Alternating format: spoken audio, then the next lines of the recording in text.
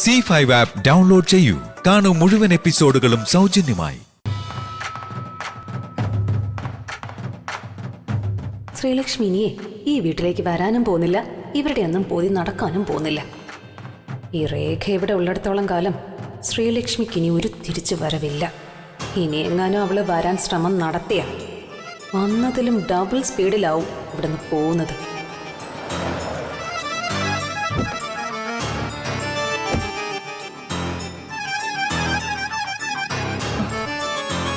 മോനെ രവി, ഡോക്ടർ എന്തു പറഞ്ഞു? ശ്രീലക്ഷ്മിക്ക് കുഴപ്പമൊന്നുമില്ലല്ലോ? നീ എന്താ അവളെയും കൂട്ടിക്കൊണ്ട് വരാഞ്ഞത്?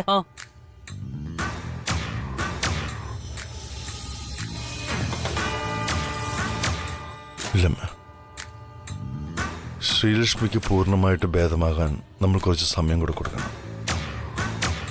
1-2 സിറ്റിംഗ് കൂടെ വേണമെന്നാ ഡോക്ടർ പറഞ്ഞു. പിന്നെ പറയില്ലേ, ശ്രീലക്ഷ്മിക്ക് നമ്മൾ വിചാരിക്കുന്നത് പോലെ സാധാരണ പ്രശ്നമൊന്നും അല്ല. ഞാൻ അന്നേ പറഞ്ഞതല്ലേ എല്ലാവരോടും.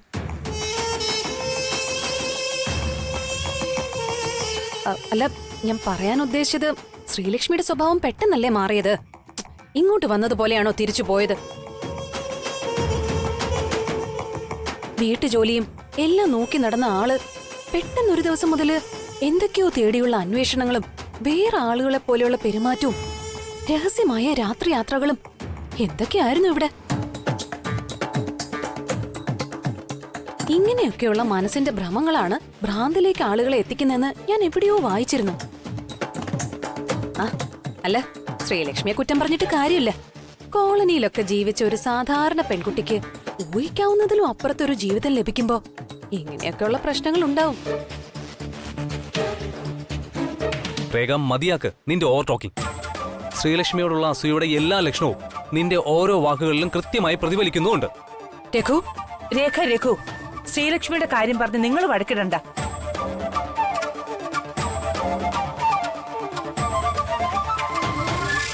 മോനെ രവി, എനിക്കൊന്നേ അറിയാനുള്ളൂ. ട്രീറ്റ്മെന്റ് പൂർത്തിയാക്കി ശ്രീലക്ഷ്മി ഈ വീട്ടിലേക്ക് ഉടനെ കൊണ്ടുവരില്ലേ?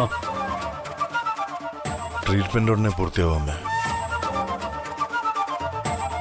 പക്ഷേ ശ്രീലക്ഷ്മി ഞാൻ ഇവിടേക്ക് കൂട്ടിക്കൊണ്ടുവരില്ല. എന്താ രവി നീ പറയുന്നേ? ശ്രീലക്ഷ്മി ഇങ്ങോട്ട് കൂട്ടിക്കൊണ്ടു വരാതെ പിന്നെ അവിടെ തന്നെ നിർത്താനാണോ നിന്റെ തീരുമാനം? അതെങ്ങനെ ശരിയാവും? അവൾ ഇവിടെ ഈ വീട്ടിൽ നിന്നോടൊപ്പമല്ലേ ജീവിക്കേണ്ടത്? പിന്നെ ഇങ്ങോട്ട് കൂട്ടിക്കൊണ്ട് വരില്ലെന്ന് പറഞ്ഞ? അതെ അമ്മേ, ശ്രീലക്ഷ്മി മെന്റലി വളരെ ഡിസ്റ്റർബ്ഡാണ്. ശ്രീലക്ഷ്മിക്കിപ്പോ ഒരു ചേഞ്ച് വളരെ ആവശ്യമാണ്. ചില കാര്യങ്ങളിൽ നിന്നും ശ്രീലക്ഷ്മിയെ ഇപ്പൊ അകറ്റി നിർത്തുന്നത് നല്ലതെന്ന് ഡോക്ടർ പറഞ്ഞിട്ടുള്ളത്. അകറ്റി നിർത്തണമെന്നോ? ആരിൽ നിന്ന്? ഇനി അവൾക്ക് ബുദ്ധിമുട്ടുണ്ടാകുന്ന തരത്തിൽ ആരും അവളോട് സംസാരിക്കില്ല. അതിന് ഞാൻ സമ്മതിക്കേയില്ല. ഇവിടെയുള്ളവരുടെ ആരുടെയും കാര്യമല്ലമ്മേ ഞാൻ പറഞ്ഞത്. പിന്നെ ആരിൽ നിന്ന് അവളെ അകറ്റി നിർത്തേണ്ടത്? രാജനന്ദിനി എന്ന്.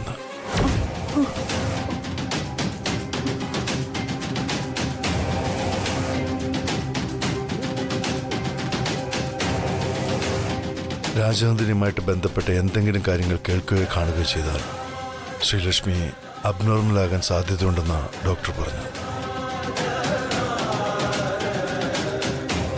അത് ചിലപ്പോൾ മുമ്പ് നടന്നതുപോലെ ആകണമെന്നില്ല. അതിൽ കൂടുതൽ പ്രവൃത്തികൾ ശ്രീലക്ഷ്മിയിൽ നിന്നുണ്ടാവും. അതുകൊണ്ട് രാജനന്ദിനിക്കായി ഇതുവരെ നമ്മൾ താമസിച്ച എല്ലാ വീടുകളിലും ഒരു പ്രത്യേക റൂം മാറ്റിവെക്കാറുണ്ട്. അതിൽ രാജനന്ദിനിയുമായി ബന്ധപ്പെട്ട ഓർമ്മകൾ സൂക്ഷിക്കാറുണ്ട്. അതിനെല്ലാം ഉപരി രാജനന്ദിനിക്ക് ആ മുറിയുമായി എന്തെങ്കിലും ബന്ധമുണ്ടാവും. അതിനിപ്പോ എന്താ? നമ്മൾ ഈ വീട് ഷിഫ്റ്റ് ചെയ്ത് മറ്റൊരിടത്തേക്ക് താമസം മാറണം. ദൈവമേ, ഇവളുടെ വട്ട് കാരണം ലോട്ടറി അടിച്ച ലക്ഷണമാണല്ലോ. ഇതാണ് അവസരം. ഇവര് ഈ വീട്ടിൽ നിന്ന് ഷിഫ്റ്റ് ആയ പിന്നെ ഈ വീട് എനിക്കാ. നല്ലൊരു ഡിസിഷനാ ബ്രദറല്ലോ. നമുക്കിപ്പോ വലുത് ശ്രീലക്ഷ്മിയല്ലേ? ഈ ചുറ്റുപാടുകളൊക്കെ ശ്രീലക്ഷ്മിക്ക് ബുദ്ധിമുട്ടുണ്ടാക്കുന്നുവെങ്കിൽ മദറിലോയുടെയും ബ്രദറിലോയുടെയും താമസം മാറുന്നത് തന്നെയാ നല്ലത്. മനസ്സിന് ഒരല്പം വിഷമുണ്ടാക്കുന്ന കാര്യമാണ്. എങ്കിലും സാരമില്ല, ഞാനും രഘു ഇവിടെ ഒറ്റയ്ക്ക് താമസിച്ചോളാം. നിങ്ങൾ ഈ വീട്ടിൽ നിന്ന് പോയാലും ഇടയ്ക്കൊക്കെ കാണാൻ വരണം കേട്ടോ. മാത്രല്ലോ എന്നും എന്നെ വിളിക്കുകയും വേണം.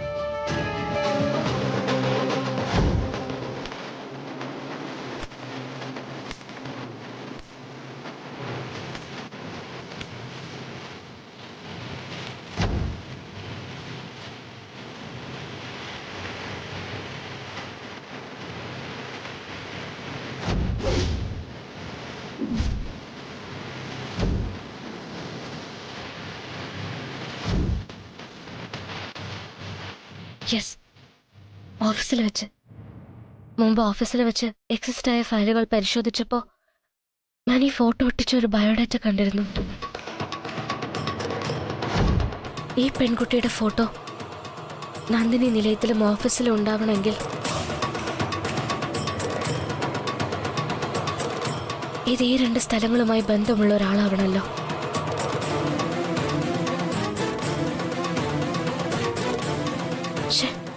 ഒന്നും മനസ്സിലാവുന്നില്ലല്ലോ. ഓരോന്നിലേക്ക് ഇറങ്ങി ചെല്ലുമ്പോൾ ഒന്നിൽ നിന്നും മറ്റൊന്നിലേക്കാണല്ലോ പോകുന്നത്. പോയി പോയി തിരികെ വരാൻ പറ്റാത്തത്ര ദൂരത്തേക്കാണോ ഞാൻ പോകുന്നത്? എന്തായാലും മുന്നോട്ട് വച്ചതിന് പിന്നോട്ടില്ല. ആരായിരിക്കും ഈ പെൺകുട്ടി? ഇവർക്ക് രാജനന്ദിനിയുമായി എന്തേലും ബന്ധമുണ്ടായിരിക്കുമോ? ബന്ധുവായിരിക്കോ ശത്രുവായിരിക്കോ? അതോ ഓഫീസിലെ സ്റ്റാഫായിരിക്കോ? അങ്ങനെയാണെങ്കിൽ രവി സാറിന് ഈ പെൺകുട്ടിയെ അറിയായിരിക്കുമല്ലോ. എന്തെങ്കിലും ബിസിനസ് ഡീലിങ്ങിന് വന്നതായിരിക്കോ?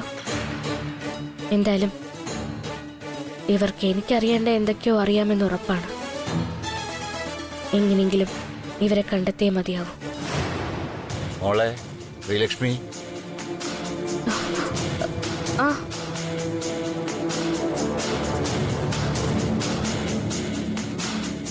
എന്താ മോളെ, ഉറങ്ങിയില്ലേ നീ ഇതുവരെ? അത് അച്ഛാ, ഞാൻ ഈ ഫയലുകളൊക്കെ നോക്കുമായിരുന്നു. അതൊക്കെ നാളെ നോക്കാം മോളെ. ഇപ്പം മോള് സമാധാനമായിട്ട് കിടന്നുറങ്ങുക. ഞാൻ മോളുടെ മുറിയിലെ ലൈറ്റ് കണ്ടു നോക്കിയതാ. മോള് കിടന്നുറങ്ങിക്കോ. അച്ഛൻ ലൈറ്റ് ഓഫ് ചെയ്തോളാം. ശരി അച്ഛാ. ശരി ശരി.